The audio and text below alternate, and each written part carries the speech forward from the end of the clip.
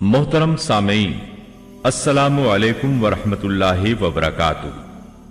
किताब सुन्नत की इशाअत के आलमी इदारे दारुस्सलाम की तरफ से आपकी खिदमत में तख्लीक कायनात और तख्लीक आदम अलैहिस्सलाम से लेकर ईसा अलैहिस्सलाम तक तमाम अंबिया और कौमों का तस्करा क़िससुल अंबिया पेश किया जा रहा है।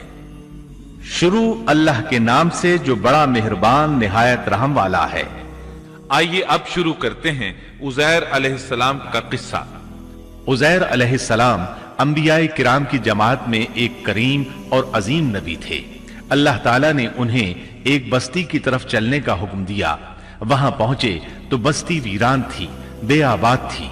अब ये हैरान हुए कि मुझे यहां किस लिए भेजा गया। ऐसे में ख्याल आया अल्लाह ताला इस मुर्दा बस्ती को कैसे जिंदा फरमाएंगे। ये ख्याल ताज्जुब के तौर पर था। अल्लाह ताला सूरतुल बकरा आयत 259 में फरमाते हैं, या उस शख्स की मानिंद के जिसका गुजर उस बस्ती पर हुआ जो छत के बल औंधी पड़ी हुई थी। वो कहने लगा कि उसकी मौत के बाद अल्लाह ताला उसे कैसे जिंदा करेगा। तो अल्लाह ताला ने उसे भी मौत दे दी 100 साल के लिए। फिर उसे उठाया, पूछा तुझ पर कितनी मुद्दत गुजरी। कहने लगा एक दिन या दिन का कुछ हिस्सा। अल्लाह ताला ने फरमाया तू 100 साल तक ठहरा रहा। फिर अब तू अपने खाने पीने को देख कि ये बिल्कुल खराब नहीं हुआ, और अपने गधे को भी देख, हम तुझे लोगों के लिए एक निशानी बना रहे हैं। तू देख कि हम हड्डियों को किस तरह जोड़ते हैं, फिर उन पर गोश्त चढ़ाते हैं। जब ये सब जाहिर हो चुका तो कहने लगा मैं जानता हूं अल्लाह ताला हर चीज पर कादिर है। अल्लाह ताला ने नींद की हालत में उज़ैर अलैहिस्सलाम की रूह कब्ज की थी। इसलिए उन्होंने जवाब देते वक्त समझा कि शायद वो सो रहे हैं। उन्हें ये एहसास भी न हुआ कि मैं तो इतना अरसा मुर्दा रहा हूं। जब वो सोए थे तो सुबह का वक्त था। जब दोबारा जिंदगी मिली तो असर के वक्त आंख खुली। इसीलिए अल्लाह ताला के सवाल के जवाब में उन्होंने कहा मैं एक दिन या दिन का कुछ हिस्सा सोया रहा हूंगा। अल्लाह ताला ने फरमाया अपने खाने और गधे को देखो, खाना बहुत जल्द खराब हो जाता है, लेकिन 100 साल गुजरने पर भी खाना बिल्कुल ताजा था, जबकि आपके गधे की हड्डियां बिखरी पड़ी थी। अचानक उनके सामने देखते ही देखते हड्डियां हरकत करने लगी, फिर जुड़ने लगी।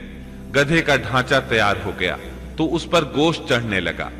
इस तरह गधा जिंदा हो गया और आवाज देने लगा। ये देखकर उज़ैर अलैहिस्सलाम पुकार उठे, वाकई मेरा परवरदिगार हर चीज पर कादिर है। उनकी इस आरजी मौत के दौरान वो बस्ती आबाद हो चुकी थी। उज़ैर अलैहिस्सलाम ने उनसे पूछा क्या तुम लोग उज़ैर को जानते हो। उन्होंने कहा जी हां, उन्हें फौत हुए 100 साल से जायद अरसा बीत चुका है। तब उज़ैर अलैहिस्सलाम ने उन्हें बताया मैं ही उज़ैर हूं। उन्हें यकीन न आया।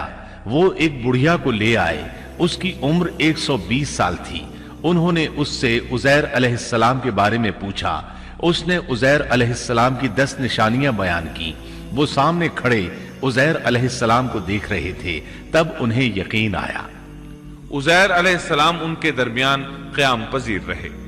आपने उन्हें नए सिरे से तौरात की तालीम दी। वो उसको भूल चुके थे। बस्ती वाले उनसे बहुत मुतासिर हो गए, उनकी ताजीम करने लगे। इस अजीम मोजज़े की वजह से रफ्ता रफ्ता वो उन्हें अल्लाह का बेटा तसव्वुर करने लगे। अल्लाह ताला सूरह तौबा आयत 30 में फरमाते हैं, और यहूदियों ने कहा उज़ैर अल्लाह के बेटे हैं। ये अल्लाह ने उनका एक जुर्म बयान किया है। ये जुर्म उनमें नस्ल दर नस्ल चलता रहा, यहां तक कि इस दौर में भी यहूदी उज़ैर अलैहिस्सलाम को अल्लाह का बेटा मानते हैं। आपका नाम दीवाने मुकद्दस भी रखते हैं और कहते हैं ये मुकद्दस जात की नस्ल से है और माबूद है। यही उनका शिर्क है। अल्लाह उन पर लानत करे। अल्लाह उन्हें इस जुर्म की सजा जरूर देगा। इंसान कितने ही बुलंदबाला मकाम पर पहुंच जाए और अल्लाह ताला के साथ उसे ज्यादा से ज्यादा कुर्ब हासिल हो जाए, तब भी वो अल्लाह का बंदा ही रहता है। और किसी भी बुलंदी पर पहुंचकर वो अल्लाह या अल्लाह का बेटा नहीं हो सकता, अल्लाह का शरीक नहीं हो सकता। अल्लाह जल्ल शानुहू की जात पाक वहदहू ला शरीक है और बाप बेटे की निस्बतों से पाक है। लिहाजा इंसान की सबसे बड़ी गुमराही यह है کہ وہ جب کسی برگزیدہ انسان سے ایسے امور صادر ہوتے دیکھتا ہے جو عقل میں نہیں آتے تو رعب یا عقیدت کی بنا پر پکار اٹھتا ہے کہ یہ ہستی تو خود اللہ ہے جو انسانی شکل میں آئی ہے، یا اس کا بیٹا ہے، یا اللہ تعالی کی شریک ہے۔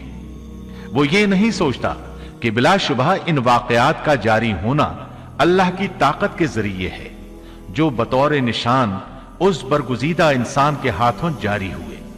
اس کے باوجود یہ نہ اللہ ہے نہ اللہ کا بیٹا، بلکہ اس کا ایک پسندیدہ بندہ ہے، اور یہ امور اللہ تعالیٰ کے خاص قوانین کے تحت صرف اس کی تائید اور اس کی صداقت کے لیے ظاہر ہوتے ہیں، ورنہ وہ بھی اللہ تعالیٰ کے آگے اسی طرح مجبور ہے جس طرح دوسری مخلوق۔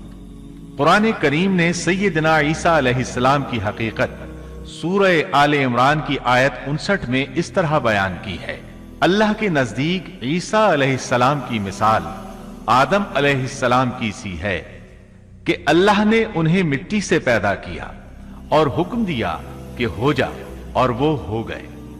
مطلب یہ کہ اللہ کا بیٹا اگر کسی کو کہا جا سکتا تو آدم علیہ السلام کو کہا جانا چاہیے تھا۔ لہذا کسی نبی کے بارے میں یہ عقیدہ رکھنا کہ وہ اللہ کا بیٹا ہے بالکل فضول اور باطل ہے۔ اور اسی کے ساتھ عزیر علیہ السلام کا قصہ اپنے اختتام کو پہنچا۔